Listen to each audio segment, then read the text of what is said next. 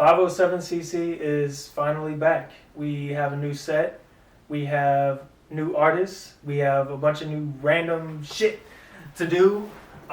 Today we have Quake Jones and Jay Martinez here to talk to me about everything that's going on in the 507.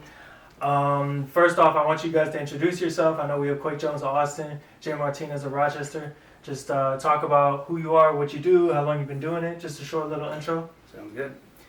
I'm Quake Jones, like Blake said. Located in Austin, Minnesota at the moment. I've been in music for 15 years. I took a little 8-year break to raise my son. Got back into it because he got old enough to be independent, so I got bored.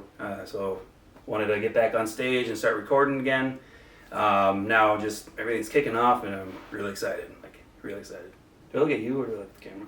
Either one. It's a candid conversation. Candid. That's like a imagine that's just like a person sitting there watching us. Skinny as hell. Like creepy. Weird, like creepy. Santa Claus. Creepy. Yeah. Go ahead. Alright, man. Am I supposed to hold it some type of way? Wherever, just hold on to it, yeah. Alright. He's like, I don't know what to do with my What's hands. good? Your boy Jay Martinez. I started doing music like in 2018, but I like recently started taking it serious now. And I'm usually just doing like Spanish music for now. Later on I'll do like English music and stuff, but yeah, man, I'm excited. I got a lot of work that I'm gonna drop soon. Hopefully this month, the music video, and I'm excited to perform with you. It's gonna be awesome in Austin. Yeah. June 18th, man. Better be there. Yeah. Definitely. If you don't, we'll cry. So. Yeah. So Quake, tell me what is going on with this show, June 18th, Austin, Minnesota. So, what's the deal? Give me the rundown. What's going on with that whole thing? So, there's a bar in Austin, Minnesota called Cuatro Copas, and it's a new bar. I've performed there a few times when there was old, different owners. New owner, updated. Stage is perfect for awesome shows. So I've already performed there once, and that was kind of my like, all right, we're doing it. This is the spot. There's plenty of other places to perform in Austin. There's something about that location that feels, right. So I'm really excited about it. So I'm just finishing up my album, Good Vibes and Junk Food. A little plug. Yeah. Because that's what this year needs is some Exactly. good vibes and junk food. Yeah. So album release is going to be June 18th. So it'll be on Spotify, everywhere. I got him here because we did a song together called Loco, and it's on Facebook. It's got like 18,000 views. Nice. So it's a summer hit. Yeah, man.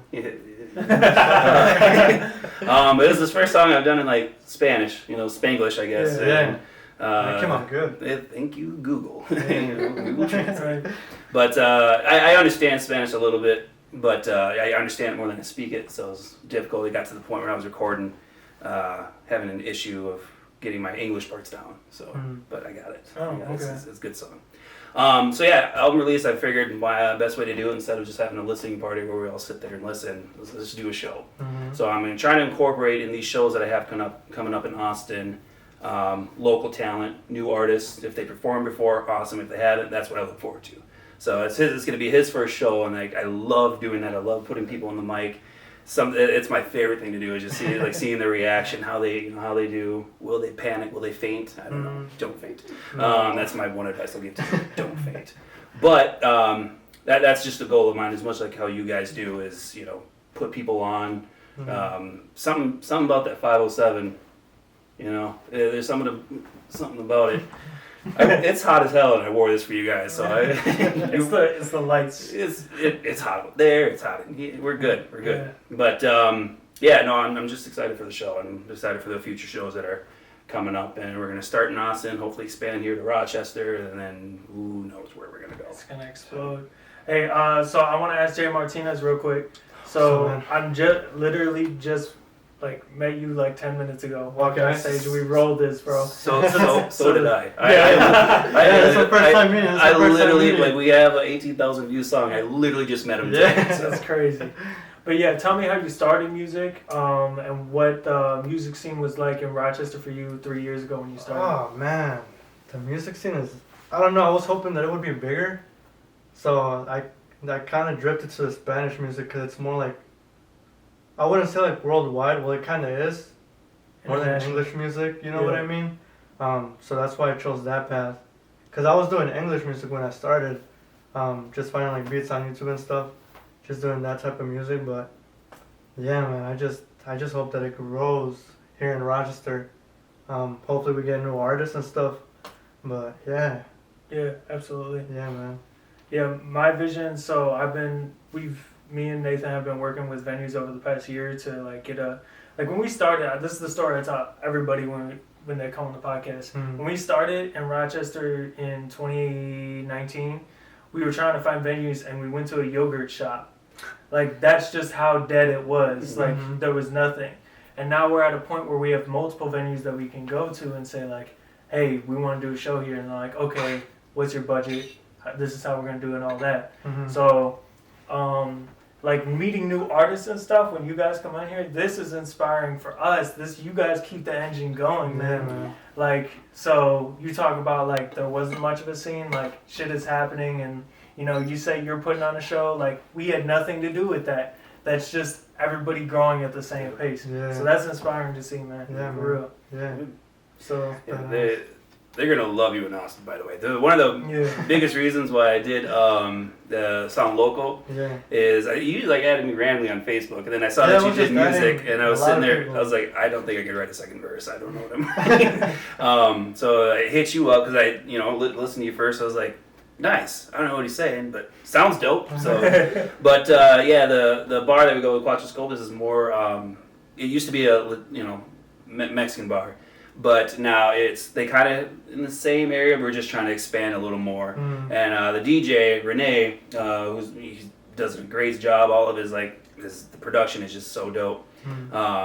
He wasn't playing my song, so I was like, you know what, fine, screw you. I'm gonna make a Spanish song. So I did, and now he's played it. And then every time he plays it, he looks at me. I go, I told you, I can do it. So, it's a fun thing like that. But yeah, they're gonna love you in Austin, I guarantee it. Excited. Yeah.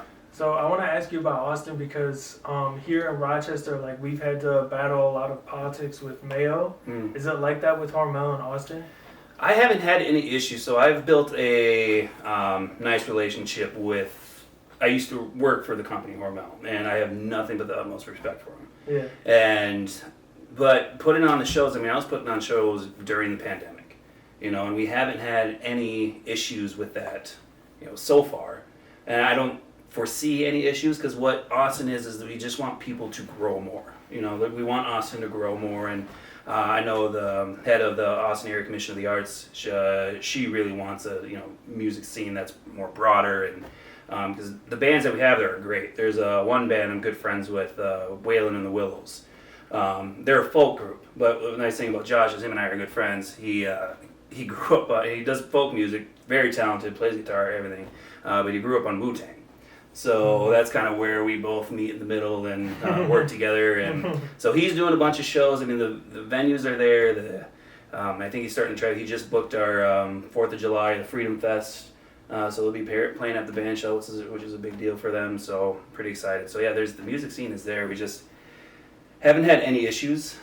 To go back to your question, so it's been nice so far. That's good. But again, it's all what I've learned is how you approach a certain situation.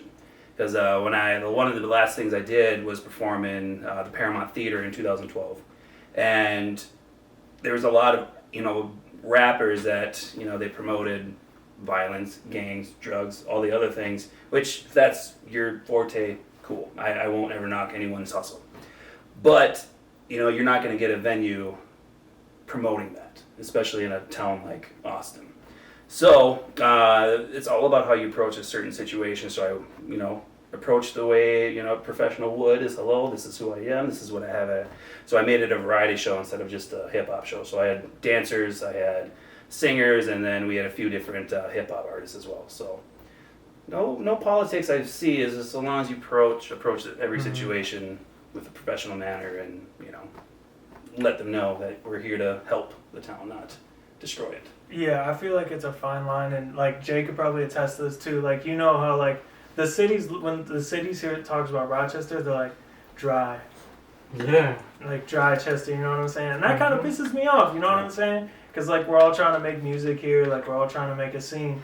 But like there's definitely some truth to that in the fact that like I'm sure you've seen like downtown like police everywhere, Yeah. southeast side police everywhere. You know what I'm saying? So like, have you seen like people like try to crack down on shows and like underground stuff going on here? No, No. I haven't. I mean, I'm just random to the music scene, bro. Okay, all right, Yeah. all right, because like Like a newborn baby. Yeah. we had people come out to our first show, and there was police at that one, and that one ended in a fight, so they're kind of ready for that.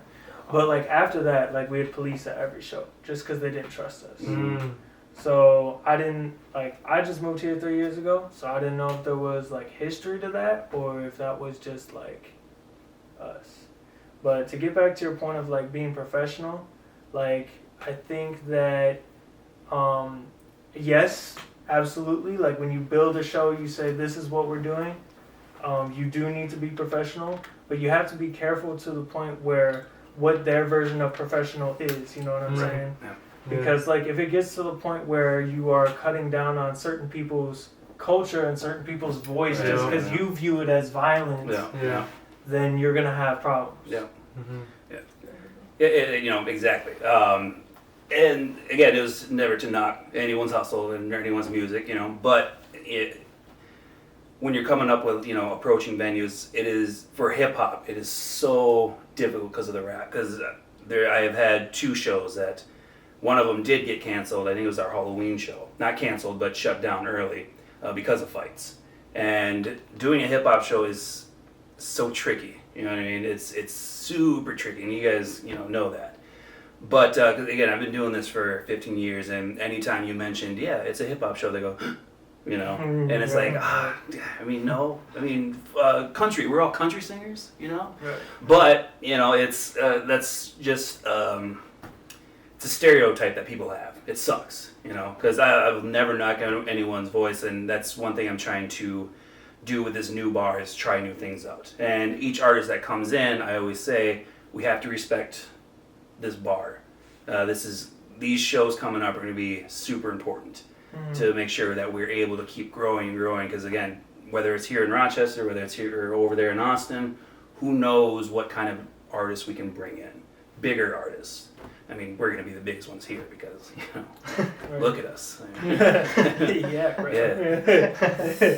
Yeah. We're trying, but you know what I mean. So, but yeah, no, I get exactly what you mean though. So it's just a slippery slope, and that's the hard thing about it. But there's ways around it. There's ways where we can get new artists, no matter what kind of genre they are, and what they speak about, and just make sure everyone's on the same goal of. See, my thing is like music. I love music. That's who I am. Even when I wasn't in music, I was in music, just singing, writing, whatever else, learning, studying. But I've always said this one thing is I don't do music for money a lot of the times. I agree that I need to get paid for it, which is good. But I had this line in one of my songs where I said, music's too beautiful to be treated like a whore. And it was something about that line that I said, I was just like, holy shit. You know, like it's something that I've always felt. And I never liked when music got treated like, I don't mind the money flashing. Again, if that's your thing, awesome, dope. It looks dope. I love the videos that, you know, makes me, I used to do that too.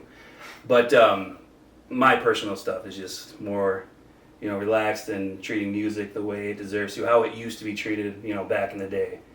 You know, when they were making, 10 cents per album song, right. or vinyl. Real cheap. You know, so that's something I always look forward to, but I know times have changed and stuff, and you gotta get your money too, so.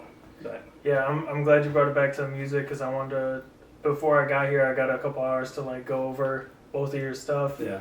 You're welcome. Like Nathan sent me Jay Martinez's stuff 2 hours ago, and I got to go over it. So I'll start with him and come back to you. So I checked out both your music videos. Okay. I thought they were pretty decent, which is why I'm surprised that we still just heard about you today. Yeah. So, but they're pretty decent or they were different conceptually. So what's your creative process when you map out music? Well, videos? I try to match like the video, like whatever the song is about. So my first video was like, it was more like a vintage, like old school reggaeton, which is like reggae per se. It's like a like grinding music, you can say. So I try to match the vibe in the first video that I did for that, and the second one is it's a heartbreak song. So I want it to be more like a vintage vibe, like to the video, like more like still shots and stuff. So I always try to match what the song is saying, like in every music video. Like I don't want it to be like out of place, you know. Right. So like, that's my creative process on everything. Cause while I'm making music, while I'm recording, I'm already thinking like, this is what I want the music video to be. Like I already have it all planned out before I even know that it's planned out. It's so weird. That's what being an artist is all about, Yeah. bro. For real. Yeah. Yeah. So when you think of that vibe, you already have those outfits planned out. You Yup, already have those scenes everything, planned man. out. Yeah. Everything. Yeah. That's dope. Yeah. So for the rest of the year, are you gonna go with like a more varied approach? Are you gonna show us like a bunch of different vibes, or like do you have one? That's my That's your plan right favorite? now. Yeah. Cause I don't want to be labeled as like this type of artist. I just want to be an artist that I can hop on any genre, any style, any vibe. Like that's just what I want. I just want to be an artist. I don't want to be a Latin artist. I don't want to be a like, you know what I mean?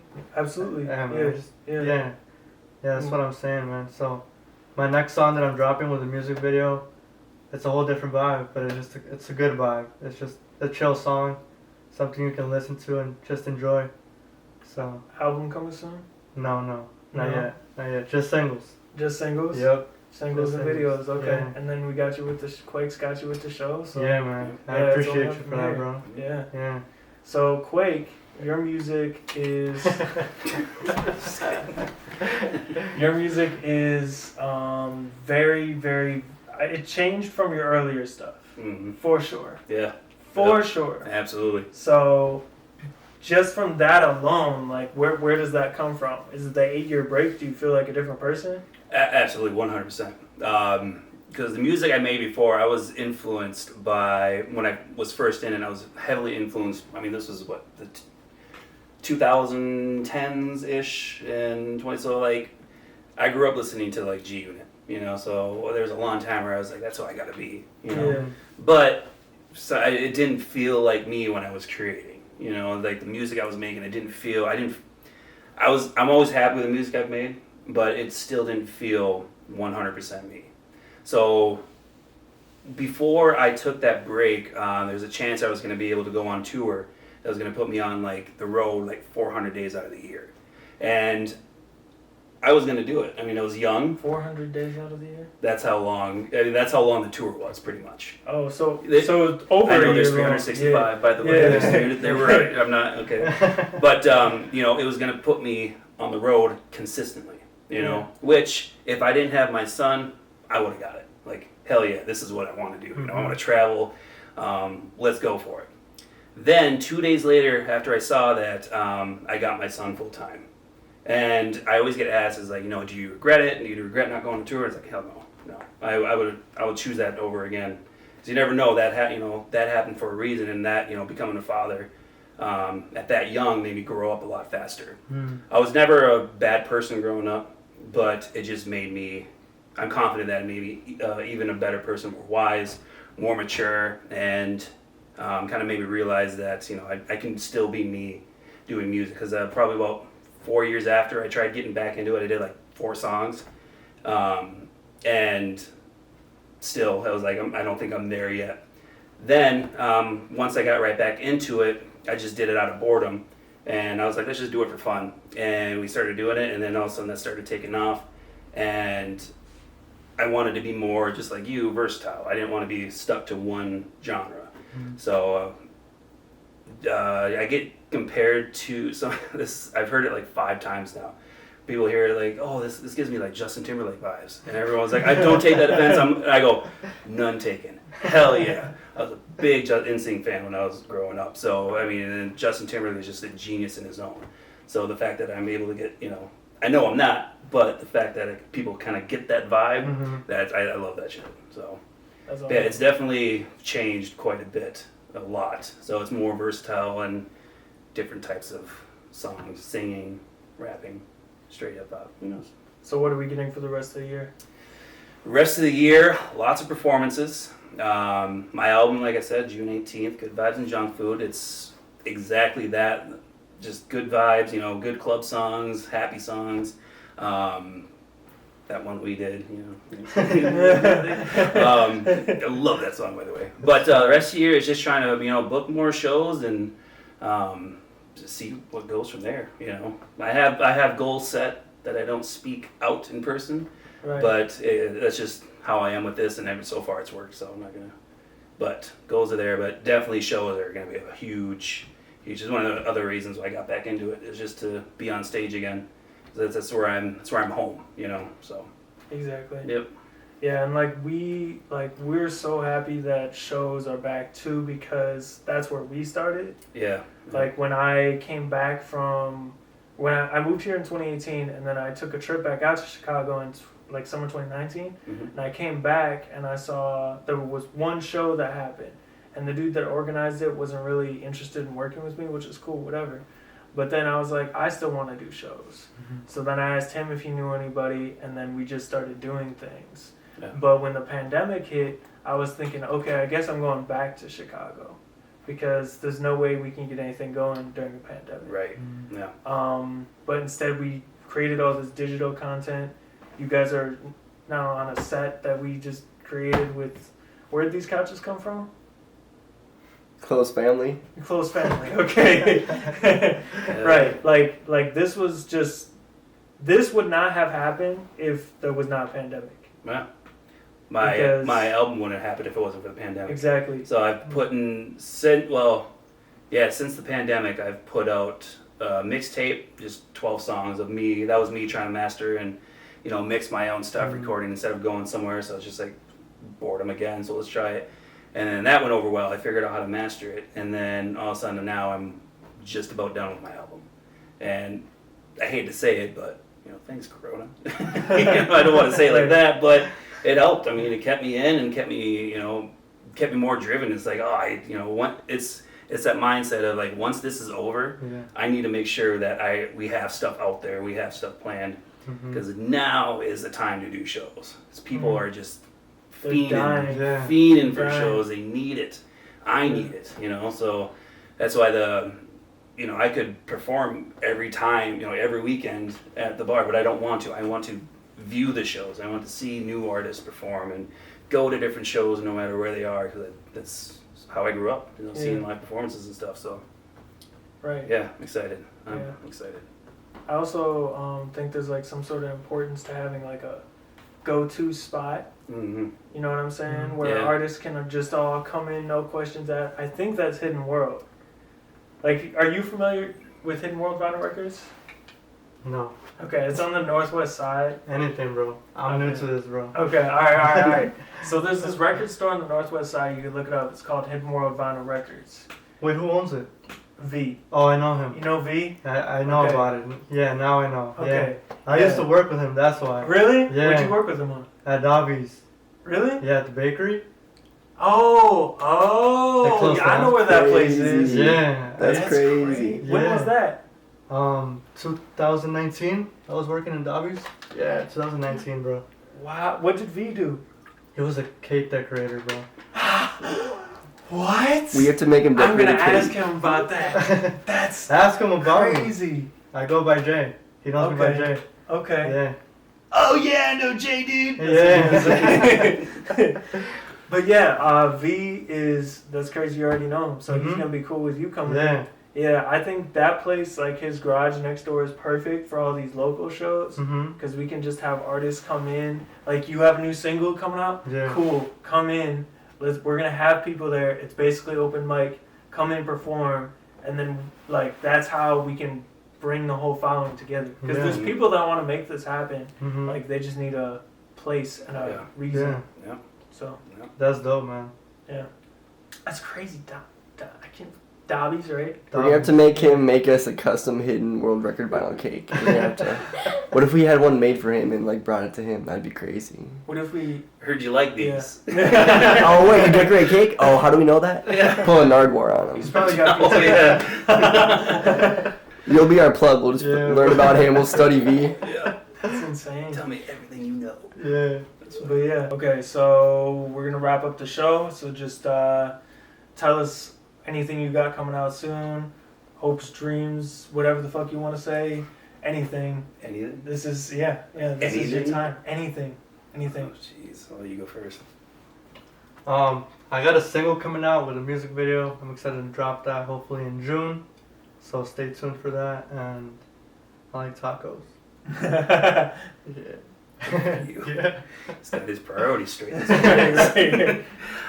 Yeah, I just got the album coming June 18th. The show's gonna be that day. $5 entry over in Austin at Quattrocopa's Bar. It's gonna be a good show. I'm really excited. He will be here performing our hit Loco. Just Yeah. go stream now. Go check it out. It's such a dope song, right? Everyone Yeah. Mhm. right?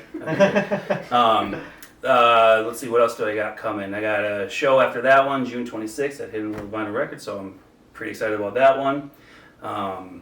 More collabs and just, who knows? I mean, sky's the limit. Sky's the limit. I like long walks on the beach. And tacos. And tacos. Oh, I love tacos. I'm gonna be vlogging more, so I'm gonna put out new vlogs. So David Dobrik stepped down, so now it's my turn. Yeah. It's my turn. Coming for you, David. Quake Jones vlogs. Quake Jones. Check it out. 507cc wise, we have our first show coming back from the pandemic, June 26th. We got Quake Jones, King Lundy, Alex Moore, and why am I forgetting the last person? Tupac. No, Stephen Kang from Chicago. Stephen Kang's coming out from Chicago. We got Quake Jones from Austin, King Lundy, and Alex Moore from Rochester. 4 great artists. We also have a 1-hour open mic before. So if you have any music and like you just want to pop out, come out to open mic right before the show, 6 p.m. That's June 26th. Also, CC Wired returns next Friday. We are talking about Minneapolis, the Minneapolis scene. And we got new hoodies coming to season 2 of the hoodies.